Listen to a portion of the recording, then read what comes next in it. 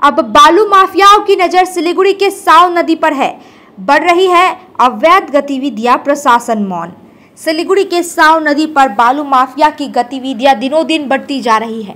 इलाके के निवासियों से मिली जानकारी के मुताबिक नदी से अवैध रूप से बालू निकाला जा रहा है और नदी के किनारों पर अवैध कब्जे भी हो रहे हैं। न सिर्फ यह बल्कि यहाँ खेती भी की जा रही है और घरों के निर्माण के लिए नदी के किनारों पर कब्जा किया जा रहा है। यह सब प्रशासन की आंखों के सामने हो रहा है, लेकिन प्रशासन पूरी तरह से चुप है और इस मुद्दे पर कोई ठोस कदम नहीं उठाया जा रहा। मुख्यमंत्री ममता बनर्जी के आदेश पर साव नदी पर बने एक अवैध पुल को तोड़ा गया था, लेकिन उसके बाद भी उस इलाके में नदी किनारे पर कब्जा की गतिविधियां फिर से शुरू हो गई है। बालू माफिया के जाल में अब नदी की धार तक फंसी हुई है और नदी के किनारे एक के बाद एक अवैध निर्माण हो रहे हैं। सिलीगुड़ी के डाबग्राम फुलबाड़ी की विधायक शिखा चटर्जी ने इस मुद्दे पर अपना विरोध जताया है। उन्होंने कहा, यह कोई नई बात नहीं है, पहले भी ऐसे मामले सामने आए हैं, लेकिन इस बार साव नदी पर विशेष ध्यान दिया गया है। बालू माफिया यहां अब तक की नदी की धारा तक नहीं बचेंगे। प्रशासन को इस पर जल्द कार्रवाई करनी चाहिए। वहीं डाबग्राम 2 के प्रधान ने भी कहा कि यह अवैध कब्जे और बालू की चोरी की घटनाएं पहले भी हो चुकी है और हम इसकी निंदा करते हैं। साथ ही उन्होंने प्रशासन से जल्द जांच की मांग की है। सिलीगुड़ी पुलिस प्रशासन क्या जानबूझकर खामोश है या वे सच में इस समस्या से अनजान है? ये सवाल अब इलाके के लोगों के बीच चर्चा का विषय बन गया है। সমস্ত জায়গায় বালি চুরি হচ্ছে। এদের একটা বালি চক্র যারা আছে, মুখ্যমন্ত্রী পরিষ্কার বলে দিয়েছে যে সামনাসামনি তোমরা কিছু করো না, আমি এর থেকে বেশি কিছু বলতে পারবো না, তোমরা তোমার মতো করে খাও। ওরা তো তাই করছে, সারা পশ্চিমবঙ্গ জুড়ে তাই করছে। আপনারা গিয়ে দেখুন না, মহানন্দাতে গিয়ে দেখুন না, ভোরবেলা গিয়ে দেখুন কীভাবে নামাচ্ছে সমস্ত, মানে ট্রাক্টর নামিয়ে নামিয়ে সমস্ত কিছু ইয়ে করে বালি তুলে নিচ্ছে সব জায়গায়। কিচ্ছু বল, বিধানসভাতে পর্যন্ত আমরা বলেছি, কোনো লাভ হয়নি। সাও নদী তো এখন সাও নদী কেউ ছাড়ছে না। আগামী দিন দেখবেন ছোটোখাটো ঝোড়া আছে, সেখান থেকে তুলে ওরা সেই সমস্ত ব্যবস্থা করবে। এদের মতো নোংরামি করা দল আর নেই, এরা এরকমভাবে কতদিন চালাবে বুঝতে পারছি না। ইলেকশনের আগে মানে ওদের এই নতুন বাড়বাড়ন্ত আরও বেশি করে শুরু হয়েছে। একে সাও নদী দখল হচ্ছে, আপনারা দেখবেন, ওটা খেয়াল করেছেন কিনা জানি না, নদীর মাঝখানে দুপাশ ব্যারিকেড করে দিয়ে মাঝখানে ওরা চাষবাস শুরু করেছিল আর তার পাশে জায়গাটাকে পুরোপুরি ঘিরে ওখানে বিল্ডিং তৈরি শুরু করেছিল। মানে অবৈধ কারবার সব রকম ভাবে, বালি তোলা তো এক নম্বর, ওখানে নদীটাকে দখল করে নিচ্ছে ওরা। এর আগে তো আমি এই কথাটা জেনেছি, আমরা কিন্তু বারবার যাই, গিয়ে না করি, প্রতিবাদ করা হয়। এমনকি আমাদের এমএলএ আছে যে শিখাটি, তাকে নিয়েও একবার সাও নদীতে গিয়ে আমরা সব এগুলো বললাম যে এইসব মানে বেনিয়ম কাজ, মানে কোনো নিয়মহীন কাজ, কারণ এগুলো দখল করে করছে। কিন্তু আমরা যখন বলি তখন চুপচাপ থাকে, কিছুদিন পর আবার সেই একই কাজ করছে। নিশ্চয়ই এদেরও মানে উপরে প্রশাসনটা তো যদি হাতে থাকে তাহলে তো তারা করবে।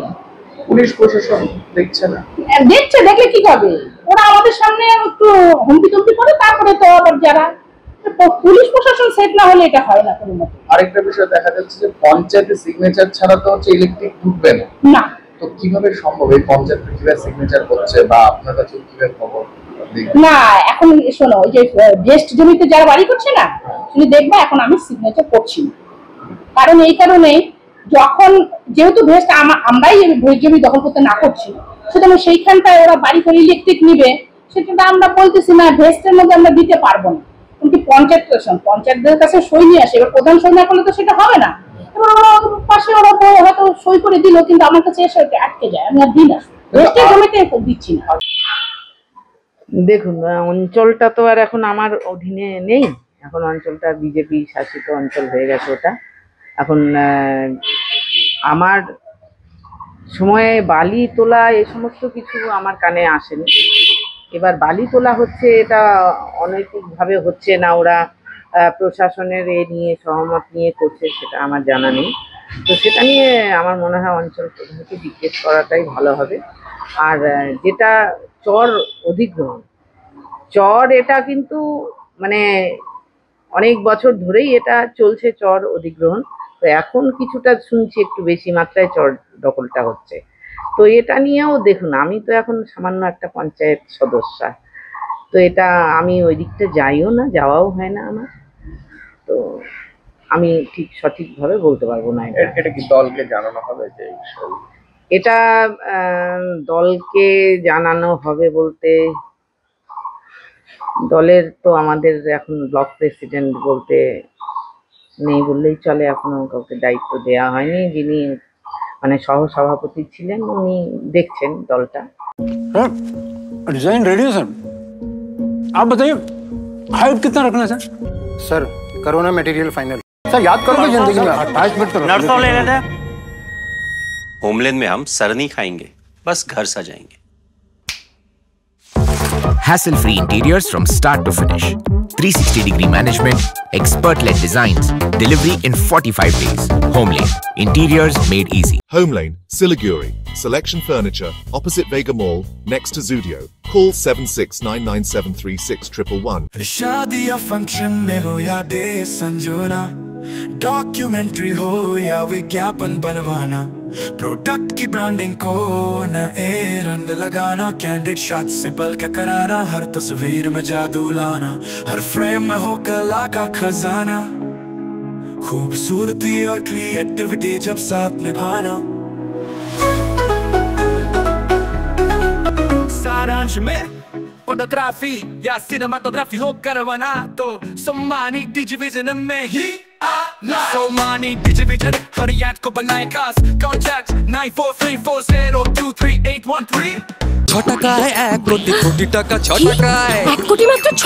হ্যাঁ সত্যি, কিনুন ডিয়ার সাপ্তাহিক লটারি মাত্র 6 টাকায় আর পেয়ে যান প্রথম পুরস্কার 1 কোটি টাকা। SK live career guidance initiative एक अनोखी और बिल्कुल मुफ्त पहल। अब 10वीं और 12वीं के बाद करियर चुनना होगा आसान और समझदारी भरा। क्या आप सोच रहे हैं कौन सा कोर्स चुने, किस फील्ड में जाएं, कहां एडमिशन ले? तो अब चिंता छोड़िए, एसके लाइव आपको मदद करेगा सही डिप्लोमा कोर्स चुनने में, जैसे paramedical, aviation, fashion design, graphic designing, hotel management, event management, interior design, beautician और भी बहुत कुछ। आपको मिलेंगे सिलीगुड़ी के नामी इंस्टीट्यूट के विजिट्स। हम बताएंगे कौन सा कोर्स आपके लिए सही है, और हाँ, ये सब बिल्कुल मुफ्त। तो देर किस बात की, आज ही जुड़िए SK live career guidance initiative के साथ और रखिए अपने सुनहरे भविष्य की नींव। संपर्क करें अभी 8768384858।